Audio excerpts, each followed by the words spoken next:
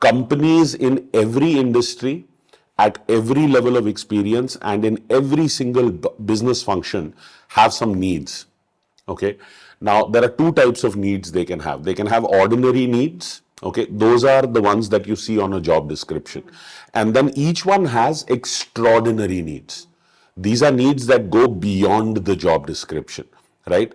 So if you do not know how to evaluate these extraordinary needs, then you don't really have a career roadmap in that company. Then it's just a job. Your career is like a living, breathing organism, and building great careers requires nurturing them with strategic guidance. Hi, my name is Sawan Kapoor, and I'm India's leading career coach, also known as the Career Guy. Welcome to the Career Headquarters.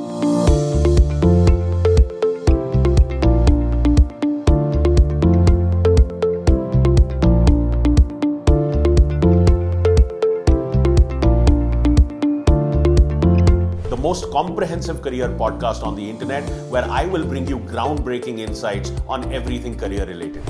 Whether you're seeking a career abroad or wanting to switch industries, whether you are entry level or a mid-career professional or a senior leader, I have seen it all.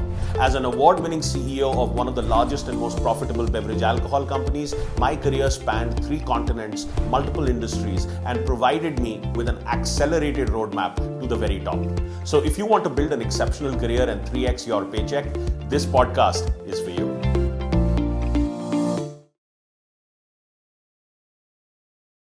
Welcome to another episode of Career Headquarters, the most comprehensive career podcast. Hi Sawan, how are you? I'm very well. How are you? I'm good as well. Good. What are we talking about today?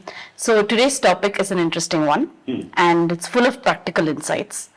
So working professionals are very busy people, and they often struggle with finding an alternate job, a better opportunity while they're already working. And this is what we're talking about today. So how can one find a great job while one is already working in a full-time capacity? So ready? Yeah, absolutely. I was thrown off by that a little bit. I was trying to understand if that was your question. Okay. Okay, so the first question is, why do people start looking for a new opportunity in the first place? Now, we know that no situation is absolutely perfect, but attrition is a huge problem in the corporate space. So from a candidate's perspective or from a working professional's perspective, why do people seek an alternate job? Well, I think at a very basic level, fundamentally, why do we do anything? We either to avoid a pain or to gain some kind of a benefit. But to answer it more specifically in the context of a working professional, somebody who is already employed and then is wanting to look for another opportunity. You have to answer this, you have to understand the 3 sides of the career coin. So, if you look at the heads side of the coin, let's say that represents your salary, your remuneration or your CTC, the benefits, the perks, the insurances, the everything that you get that can be financially quantified from a job or a position or a role that you hold. So that's the heads. Similarly, if you look at the tail sides of the coin, that will represent your professional satisfaction. Okay, so the meaning that you derive from the work that you do, the contribution that you make, and how you are appreciated or recognized for it, or how that creates further progress or opportunity in your life. So this is all about your fulfillment. And beyond these 2 sides of the coin, there is an edge to the coin, right? So this edge to the coin is the 3rd side of your career coin. And this represents your work-life balance, okay? So how much quality time are you able to get by virtue of what you do and where you work outside the office? Because if you are able to recharge yourself and attend to your life, then you are more productive when you are inside the office. So work-life balance is an important aspect of any working professional's life, and it goes back to the culture of a company, right? Do they value you in that capacity where they understand that your work is a part of your life and not the other way around, right? So once you understand these three sides to your career, then the idea is that if they experience any dissatisfaction on either one or more of these sides, this is what will make them look at alternative opportunities, right? They may want to improve these areas, have that ambition to want to grow in these three areas. So it's not just that you are dissatisfied with these areas, but also that you may want to seek alternatives because you want to improve these areas, right? So I would say that these are primarily the reasons why people will start to look for another opportunity while they are employed in a position already. Okay. And what are the pain points associated with these three sides of the career coin? See, the first one I think is quite straightforward. So if you're looking at salary or CTC, which is the head side of the career coin, then if someone feels underpaid, then they will begin to seek to remedy that situation. Or if one is ambitious and wants to grow the financial aspect of what they receive from employment, then they will start to look for alternative opportunities. So that one I think is pretty straightforward. The second one is your professional satisfaction. Now, or dissatisfaction, right? So if you are underappreciated or you're unrecognized at work, that could be a pain point in that area. You're not being given the credit that you feel is due to you. You're not being recognized for the contributions or the value that you bring to your workplace. You could be underemployed. That could be another pain point. So you don't get to use your strengths, your capabilities, your talent, your knowledge in the performance of your everyday job and your responsibilities. And you feel that you're disengaged because you're not getting to use the best of what you have to do what it is that you're expected to deliver.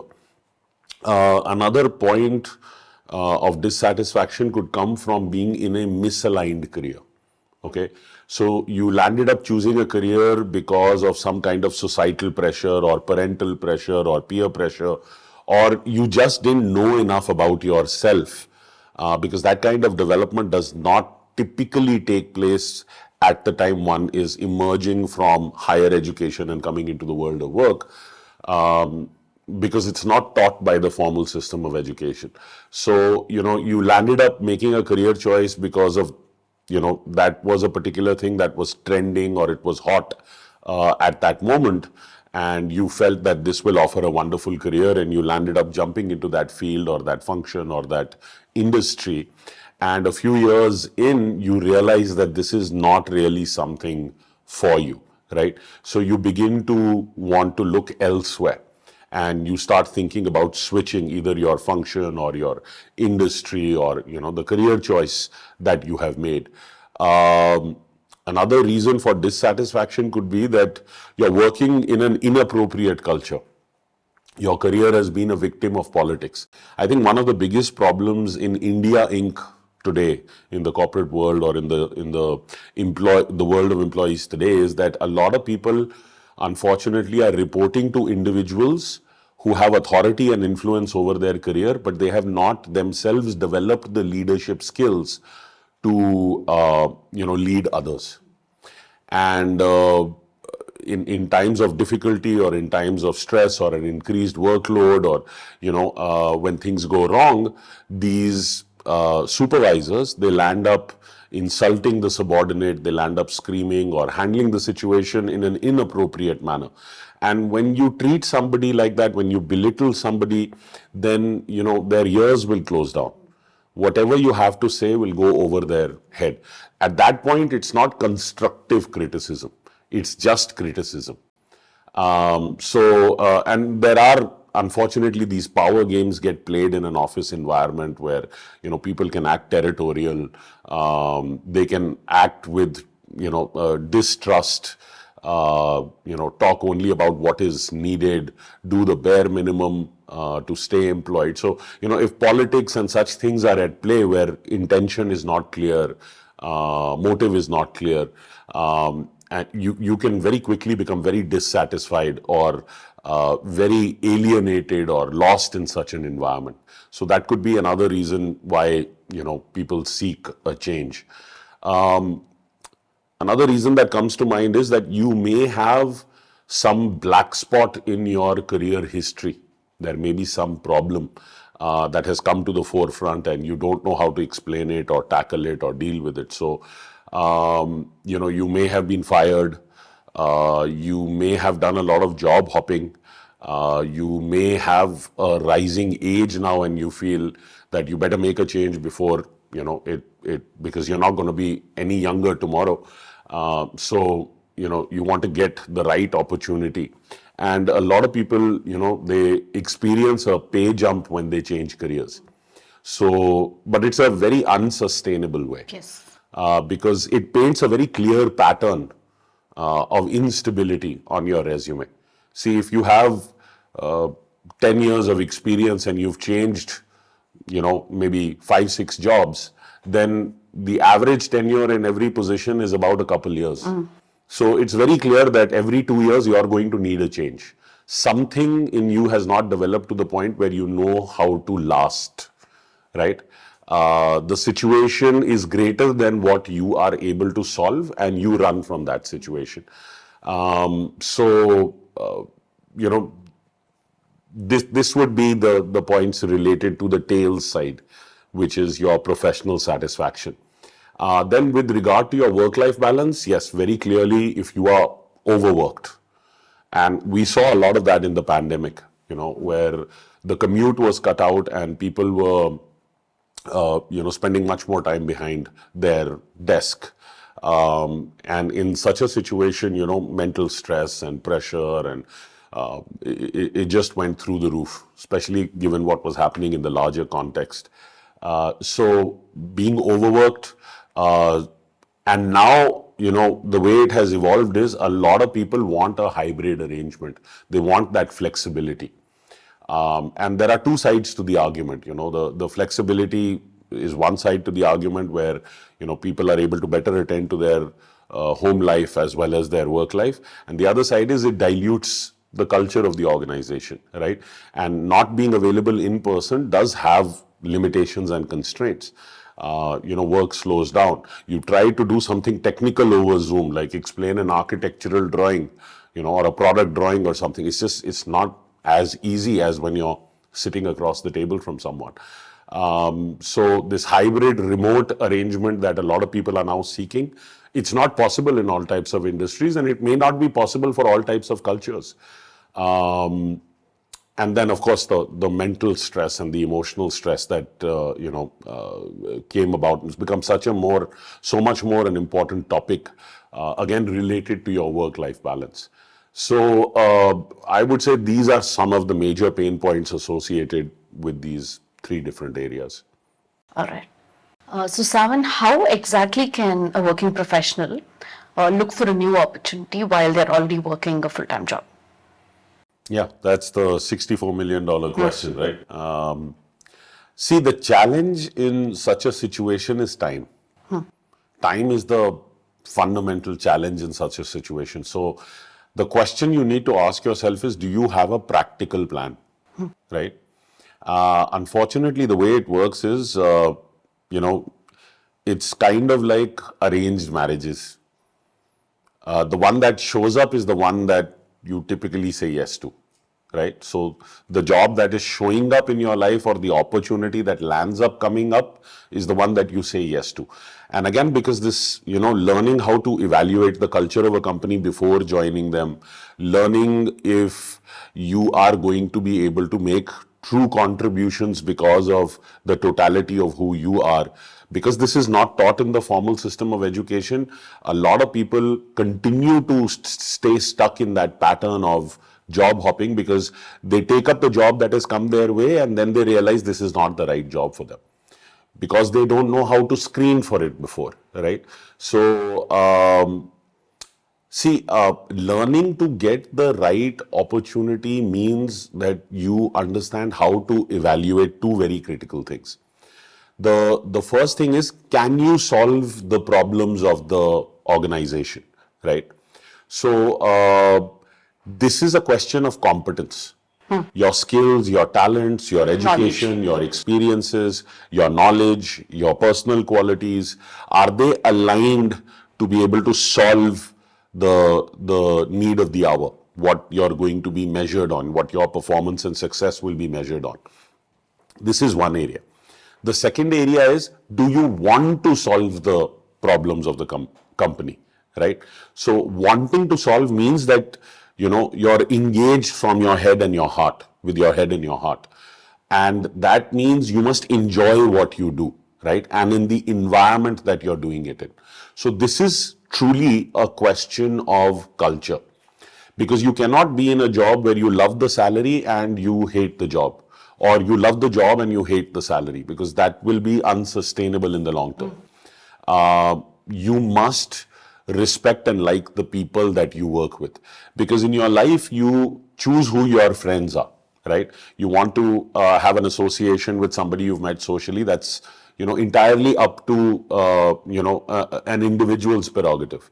But who you work with is not something that's up to you, because the company that you will join, there are people with defined personalities that already work there. There is an existing set of conditions that are prevailing there already, and there is a value system, some core values that company already has. So, it's very important to understand this. Now, I can tell you, with regard to the first area that you need to evaluate, the competence side, you need to understand how to look beyond the job description, right? So, companies in every industry, at every level of experience, and in every single business function have some needs. Okay. Now, there are two types of needs they can have. They can have ordinary needs. Okay. Those are the ones that you see on a job description. And then each one has extraordinary needs. These are needs that go beyond the job description, right? So if you do not know how to evaluate these extraordinary needs, then you don't really have a career roadmap in that company. Then it's just a job. Okay. Yes. And that is what you have to understand. Are you aligned with those extraordinary needs?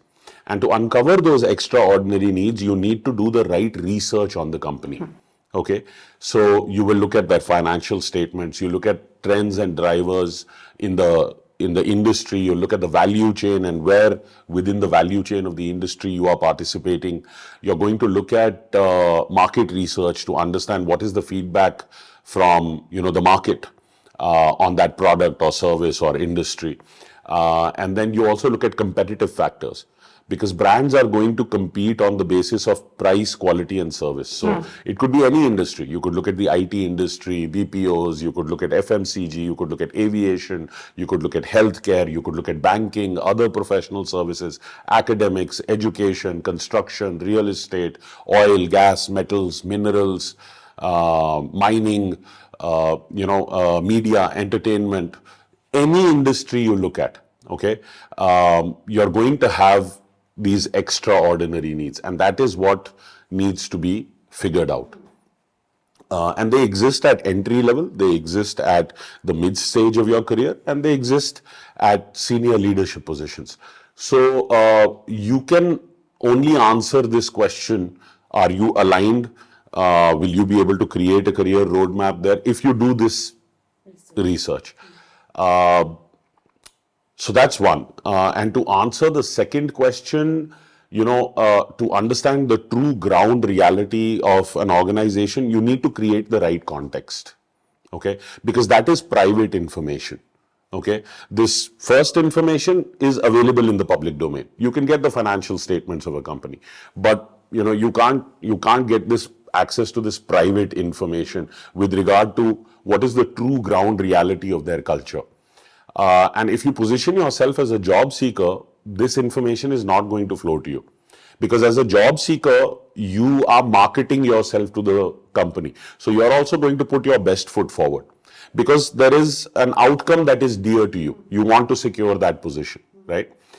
Similarly, the company also wants to attract the best talent in the marketplace. So therefore, they are also going to market themselves to you. So they will also put their best foot forward. Thereby, you will not be able to understand the true ground reality of the culture of the company. And that is something that you'll only come to know after you start working for them. And by then, it could be too late. You could feel trapped. So there is a context that needs to be created, okay, where that information flows to you. So it's very important to make these two evaluations, before you decide to take up the job.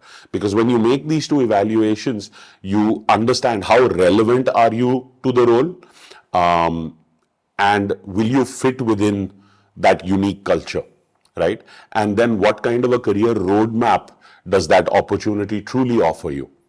If you have answers to these three questions, then you're coming from a place of education. You're much better informed. You can quantify how successful you will be in that role. And I think that's very important to do before you make such a major decision, because this is really going to drive the economic engine of your life. Most people are working because they want to improve the quality of life for the people who are dependent on them. And thereby, this is not a decision that should be treated lightly. It's not, learning this is not optional anymore, right? It's a necessary skill, and it's not addressed in the formal system of education. That's, the formal system of education gives us subject matter expertise. It doesn't teach us how to walk this job search and application journey in a method where we can then use that subject matter expertise to, earn a living. So how exactly can one do this? How can one learn how to uncover the extraordinary needs of an organization that go beyond the job description? And how can one understand the reality of the culture in the organization before they join? So I would suggest come and attend our masterclass. And if you go to our website, which is sawankapoor.com, SAWANKAPOOR.com, then you will be able to register for that session, and you'll be able to come and understand the framework that we use to do this. Because see, this came from my own career experiences and my own pain as an employee.